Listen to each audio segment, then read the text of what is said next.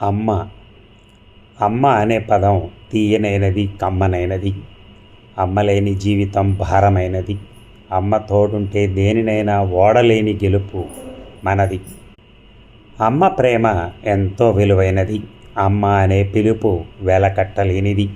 అమ్మ మనసు స్వచ్ఛమైనది, కల్మషం లేనిది. అమ్మ గుణం ఇంకెవరితో పోల్చలేనిది. అమ్మ రుణం తీర్చలేనిది, కోట్లు పెట్టినా కొనలేనిది. స్త్రీగా జన్మించడం ఒక వరం, ఆడజన్మ గొప్పదైంది. ఇంత విన్నారు కదా. ఇప్పుడు అమ్మ ఇంట్లో ఆమెకి 2 పిల్లలు అనుకోండి, ఇద్దరిని సమానంగా చూస్తుందా లేకపోతే వేరువేరుగా చూస్తుందా?